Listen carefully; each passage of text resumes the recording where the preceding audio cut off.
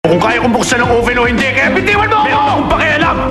Dahil ayoko nang umarap sa'yo habang nakukonsensya. Kaya pakiusap, Takgo. Hayaan mo akong makatulong. Isinama ko po ang bagong sekretary para makilala niyo siya. Madam Sandra, ako po si Yula Shin. Ilabas mo sa tahanan ko ang babae yan. Ha? Pero Ma'am Sandra... Ang sabi ko, ilabas mo siya dito! Mukhang hindi po gusto ni Ma'am Sandra ang bagong sekretarya. Lagi mong nagagawa ng paraan ng mga demands niya. Ano man ang ayaw niya, inaalis mo pagad. Ikaw na ang bahalang umasikaso sa kanya. Ayos ka lang? Ay, opo. Okay lang ako. Ay, nakakainis talaga.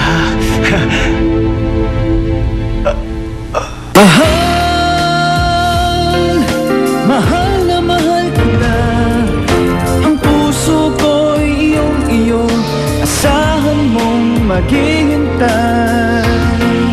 Hindi ako magbabago, asahan mong maghihintay sa'yo.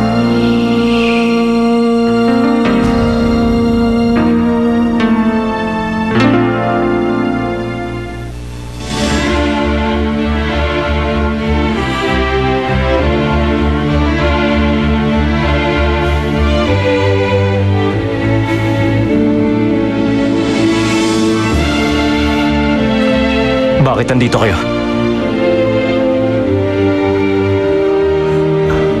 Matthew, Sagutin niyo ang tanong ko. Hindi ba sinabihan ko na kayong huwag kayong pupunta rito? kasama ko ang presidente. Ang papa ko? Tama.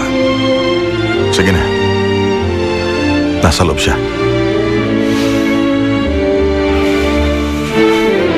Saan naman nagsuot yun?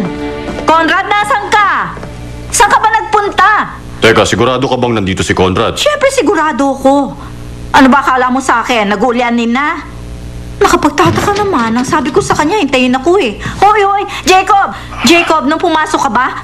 May nakita kang lalaki nakasuot? Mukhang mayaman yun. Gwapo yun. Maamo ang mukha. Tsaka pinong-pino mga kilos. May nakita ka ba? Wala po. Wala akong nakita. Pero may kotseng nakaparada po doon sa labas. Nakita mo ang kotse yun ni Conrad. Nandito siya. Ang hindi ko alam kung saan siya nagpunta. Hindi kaya naglakad-lakad lang? Siguro nandun siya sa baking room. Sa baking room.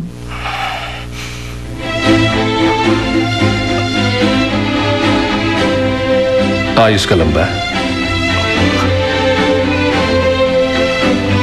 Paano ka ba?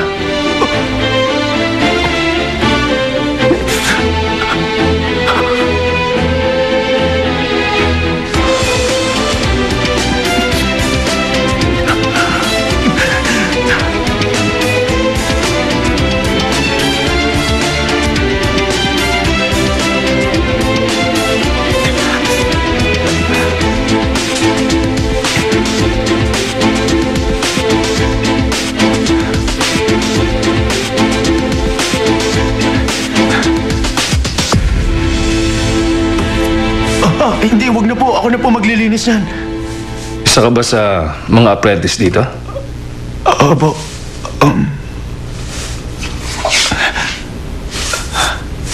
Nung nag-aaral pa lang din ako tulad mo, madalas din ako makasunog. Gagawa ko ng hugis na gusto ko. Tapos masosobrahan ko ng pag-bake. Mawawalang moisture at kaya nasusunog. Kung sandaling pag-bake lang, pero malakas naman ang apoy, nadudurog naman ang tinapay. Kailangang i-adjust mo yung apoy kapwa sa itaas at sa ilalim nang naaayon sa laki ng tinapay na ginagawa mo. Pero sa simula, ang hirap talaga masakto ang gawa. Ano pong gagawin? Kapag masyadong tuyot o kung medyo magaspang sa dila yung tinapay. Alam mo, importante sa tinapay yung tamang moisture. At yun ang dapat mong hulihin. At kapag natuklasan mo na, yun ang pag-usayan mo. Ang paghuli ng tamang init. Dahil kung ano ang tinuklas mo, yun ang talagang may tuturing mong sa'yo lang. Opo, naiintindihan ko. Pero,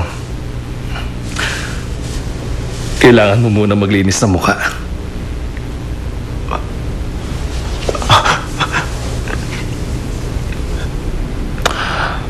Teka, ano nga palang pangalan mo?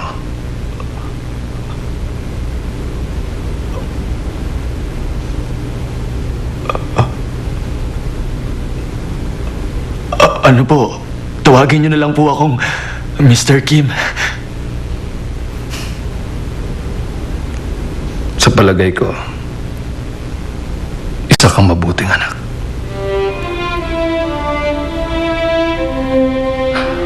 At alam ko makakagawa ka ng masasarap na tinapay. Sinisiguro ko yan.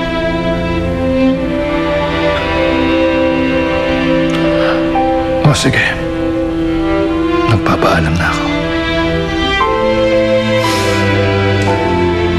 Maraming salamat!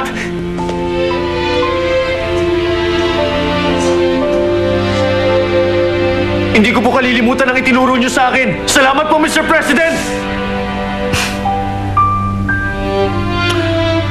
Okay. Salamat din.